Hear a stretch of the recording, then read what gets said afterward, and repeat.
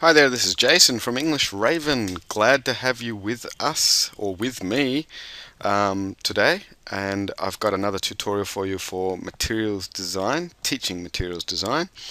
And we're going to look at sort of working with an existing template that you've made, which is going to save you a lot of time, and how you're going to adapt that for a new kind of activity, but also as you put material into your template and make a new material, thinking a little bit about your teaching method as I'm going to discuss that as I go. Now, as I always do when I'm getting ready to make new material, first I script it out in a basic Word document just with basic text. I just jot out what it is I would like to cover, my main content, and any images that I might like to use with that content. I may not use those images. The design might not work very well with that, but we'll see. And what I've got here is I'm going to develop a Halloween activity, an activity sheet for Halloween. So I've written up a Halloween party invitation. This has actually been adapted from my Boost Speaking series, Boost Speaking Level 2, Unit 3, which was about parties. And in that particular unit, there's some material there for Halloween. So I've lifted some of that from Boost. Maybe I'm infringing my own copyright here. If Pearson's watching this, please note that I'm doing a bit of promotion for Boost. Anyway, so I've written out my Halloween party invitation. Grabbed some clip art from Microsoft Word, just that I might use to decorate that. I've got a couple of teaching learning activities that I've got there. I might not use all of them. I might adjust them as I'm putting it into the material. On the second page of my material, because I always like to go with either one page only or a double page that can be photocopied on both sides, but no more than that. Anything else, if I extend from that, I'd rather it was done in notebooks or online or something like that. But the second part of the activity is going to be a listening script, a conversation script with some follow-up activities again. So this will be page 1 and this will be page 2. Now, the template I'm going to work with is the one that I presented for you in the last tutorial, and that was pretty boring because we were talking about bamboo, but I'm quite happy with this template. So what I'm going to do is I'm going to use this template to help me make a new material, and that's going to save me a whole lot of time in terms of the design. So what I'm going to do is I'm going to first go double click at the top of this page to get me into the header and footer. This is going to be about Halloween, so I'm actually going to change this so that this says culture, because I think Halloween is more of a sort of Western culture sort of thing. And I'm just going to center that to bring that culture more in line there. Now, the rest of the template's fine. I'll leave it as it is. Excuse me. But obviously we do not want a picture of bamboo for a Halloween based material. So I have sourced another image, and I'm going to, because this is already set up with shading and lining and all that sort of thing, what I'm going to do is right click on that image and I'm going to select change picture. Okay, now that's brought me up into one of my areas. I've already got it set up. I'm going to use this Halloween pumpkin image instead. So I will insert that, and it does this. It brings it out like that. Now what I want to do is fit that into this template. So I'm going to grab that green bubble.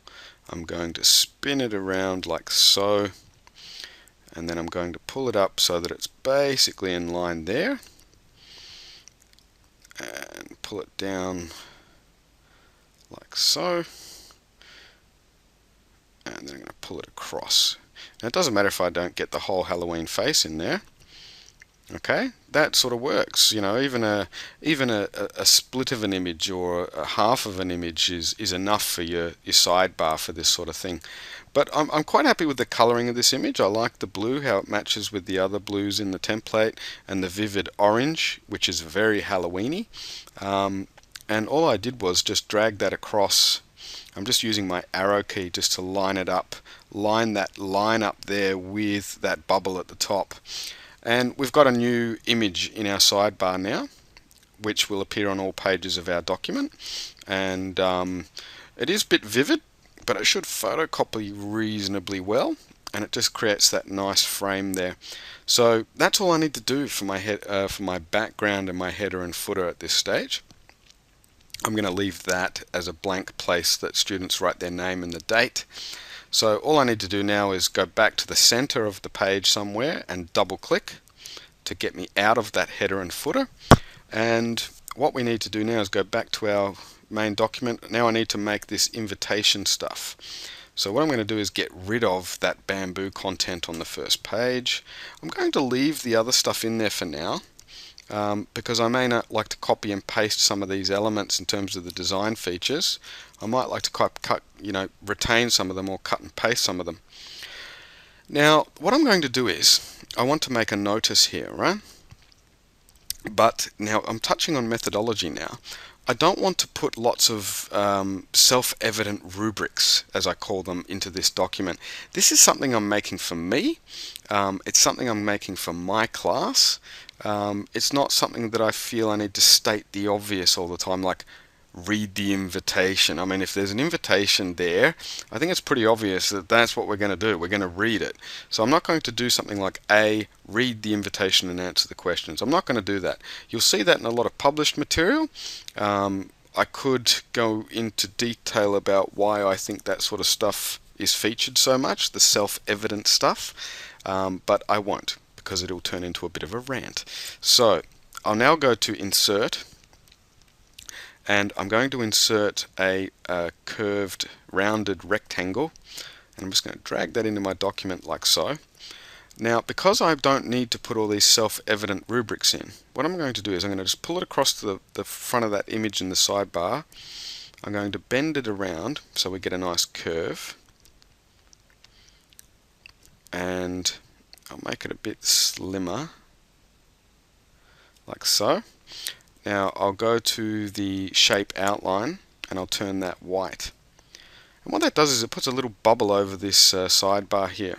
Now what I'm going to do is scroll down and grab my sequence marking icon, go back up, and I'm going to press paste, because I just copied that. I'm going to paste it, and I'm just going to pull it over into this bubble here like that.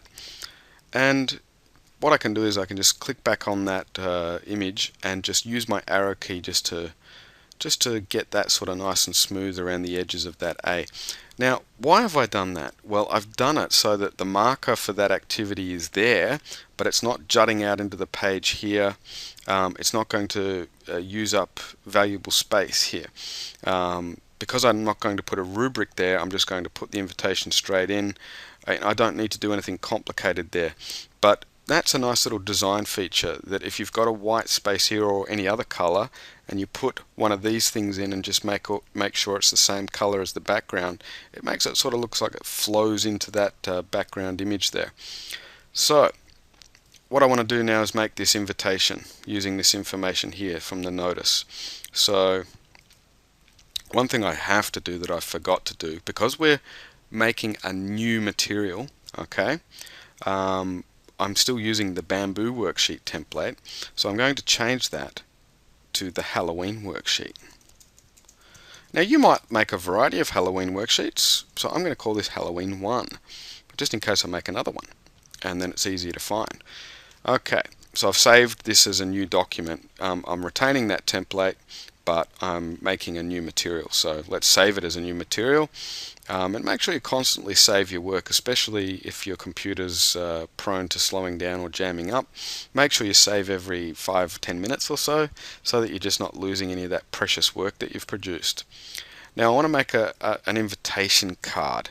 Now I'm not going to make anything too complicated here, just because it might take a bit too long to show it to you. I'm just going to choose a rectangle. I'm going to drag that in, and see we've got this grey line here. I'm going to keep that grey line, and you'll find out why in a moment, but I'll just level it up. Okay, so this is going to be our sign. Now I'm going to choose the orange option here, just to make it look like that. Now, vivid orange, looks a bit too much, doesn't it? I don't really want it to be curved here. I'd like it to be a straight up, like a real card looks, with sharp edges. So I'll change the shape to a basic shape, a basic rectangle. And what you can see is now I've got those sharp edges. Okay. Now, for the moment, I'll change the shape fill to white, just so I can see what I'm doing on top of that text. But you notice I've got that orange shadow there, which goes nicely with this sidebar here and the whole idea of Halloween. But I'm going to make the outline a bit darker. All right, I'm going to go with a darker shade of grey. Perhaps that for now. I can always change it. So this is where I'm going to put my sign. And we've got our content here. It's a Halloween party. It's got when and where, and a bit of a message.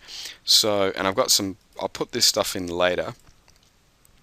Now, looking at that clip art there, like this, I don't really want to whack that straight in over here, because we've got this picture. If I've got clip art here, it's just going to get very, very complicated on the eye. So what I'm actually going to do is actually just start with my text. Now, again, what you could do is right click on that box and add text. Okay, I don't recommend that. It just limits what you can do inside the shape. That's just going to be a background, which I'll fill in later. I'm going to insert a new box, a new plain box like that, and I'm going to write in, I'm going to add text, I'm going to write Halloween party, and I'm just going to play around with that so that it's a nice big heading. I'll change the font to something a little bit more cool. We'll try A.R. Berkeley just for now, and I'll change the font size to about, say, that. Okay, that's nice and big and clear. Okay, and I'll just drag that up until I get it to around about where I want it on the card, and then I'll go to my format. I'll take out the shape fill so there's no fill and that there's no outline. Okay, and what I've got now is my heading for the card. Now I can already see that my clip art might work quite well in there. So I'll go back, I'll click on this one if it lets me. Just wait for it to catch up. There we go. Now I'm going to copy that. I'm going to go back to my document here. I'm going to click somewhere in the document but not in the text box, and I'm going to press paste, and there we go. There's our clip art. So I'll drag him up there and I'll resize him a bit. Yeah, it's a cool looking Halloween party icon there. That's pretty cool. Now I'm just going to make another text box, insert, shape, rectangle, and for most of the rest of my stuff, add text, it's just going to be what's here. Okay, so I'll just copy that and go back to this page, and I will right click and paste, and there's that stuff. Okay, now obviously you can see that we've layered over the top of the clip art there, and that's really easy to fix. Just get rid of your shape fill and get rid of your outline. Okay, now what you can see I've done here is I've given myself options without having to worry about what happens to the Halloween party heading, what happens to that clip art. I can resize this text in here and do all sorts of stuff with it. I'm going to choose Kandara again, actually, just because I'm sort of into Kandara at the moment. See what it looks like bold. I can probably put some tabs in here just to get that information like so. And there's the message. Let's see how that looks in italics, just to show that that's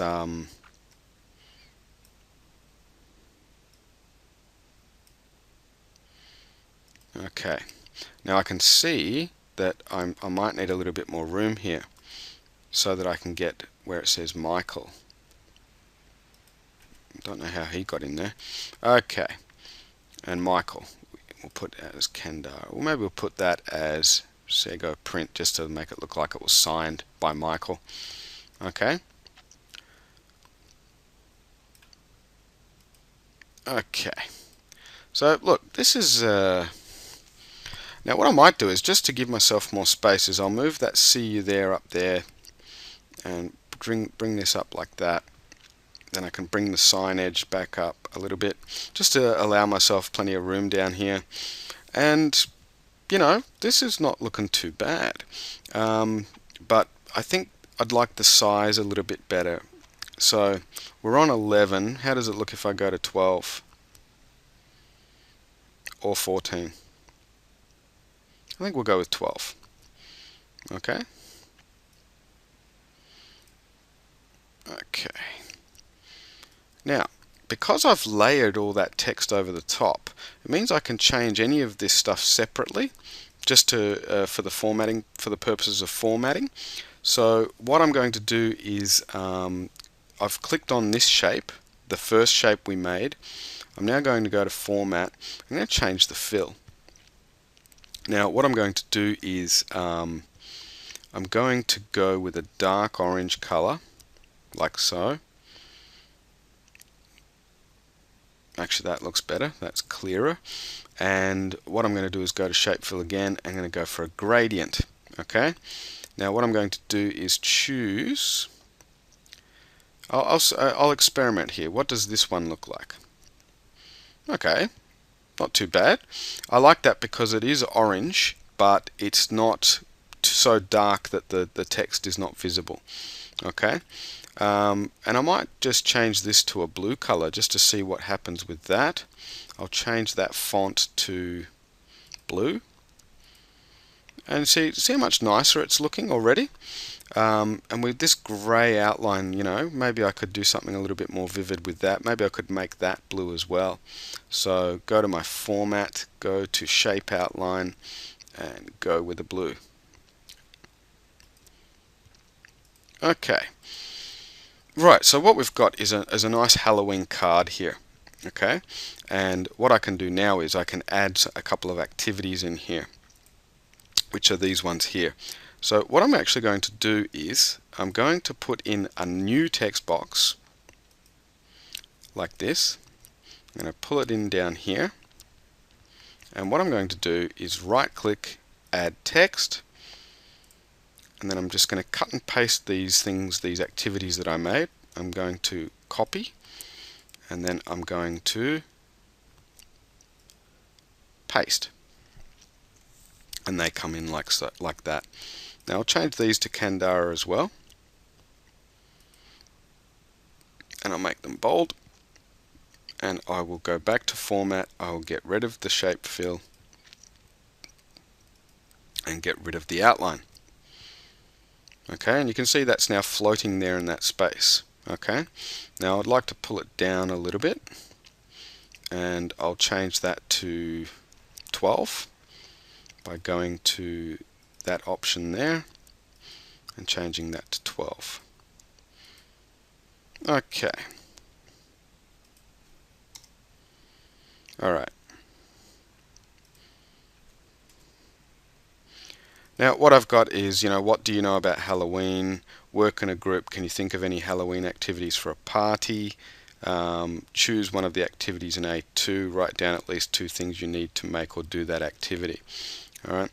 Now just to highlight the numbers, I'm going to leave that bold but actually change the prompt text to a lighter shade,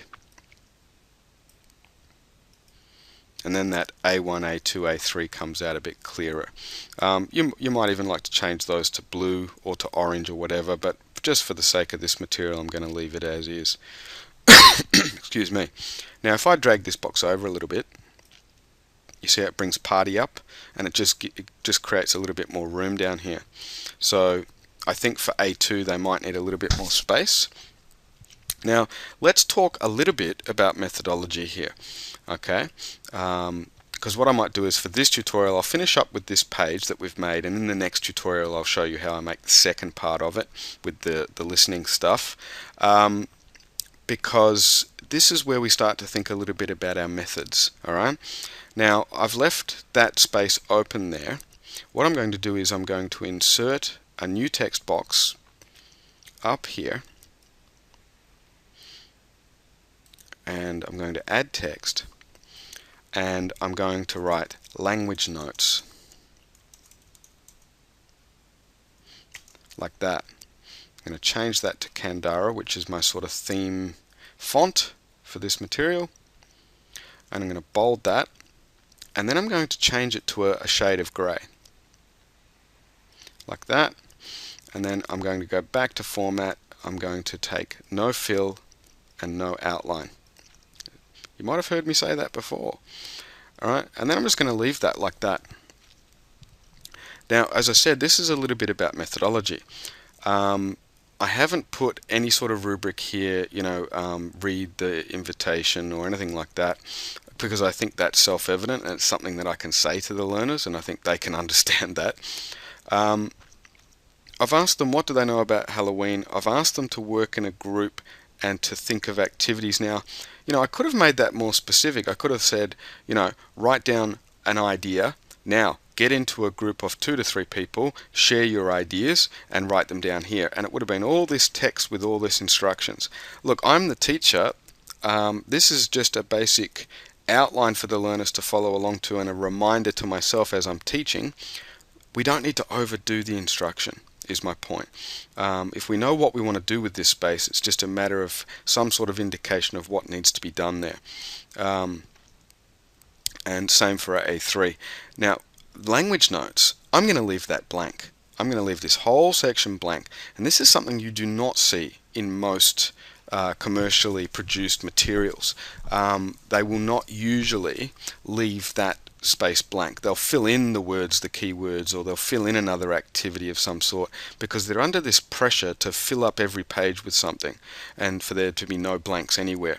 But from a methodology point of view, what I want the learners to do is to, with me as the teacher and as a group, we go through keywords like the word Halloween. What does providing mean? We might write provide, and we might translate that word or put it into another sentence. Activity, any of these sorts of things that we end up coming, what do you know about Halloween? Well, I want the learners to all write down a couple of things they know, if they know something.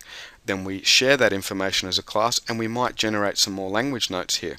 So this is the sort of unplugged side of things. If you know what I mean by unplugged, it means that we work a bit with what language is emerging in the classroom and the needs of the learners based on their response to this material.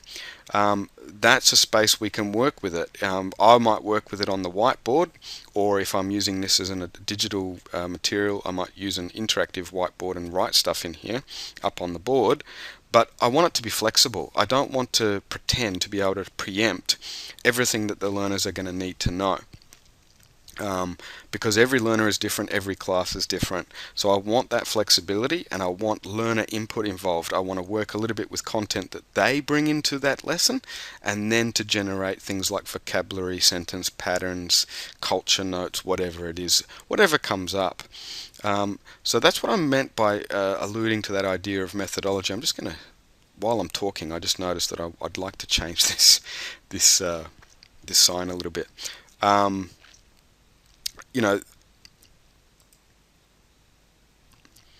That's a bit too dark, sorry.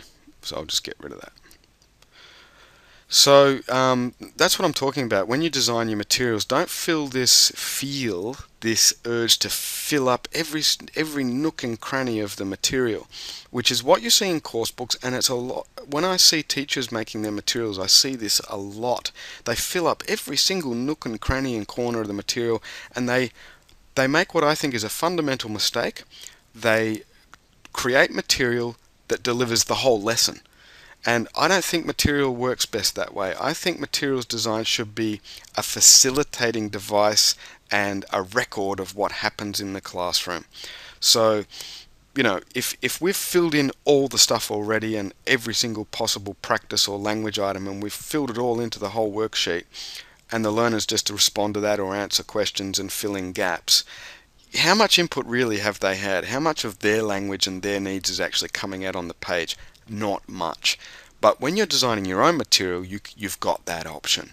All right, so resist that urge to fill up the page with every single thing. Don't try and transfer your idea of a whole lesson onto a page, in advance. It's more about setting up a couple of different goals and a couple of different way markers along the road of that lesson, and then being flexible with what happens in that lesson and being in the material being able to reflect that. So this is the first example of adapting an existing template, and then how to make a simple sort of note card, or in this case a Halloween party card, how to think about your formatting, and to think about what sorts of activities you put into your page and why. And in the next tutorial I'll come back and we'll continue our Halloween lesson with the listening stuff on this page, and we'll look at a few more design aspects and methodology aspects there as well. So I hope you've picked up a few tips from this one. Thanks for being on board with materials design, and I look forward to hopefully passing on some good tips for you in the next tutorial. So thanks and good luck with it.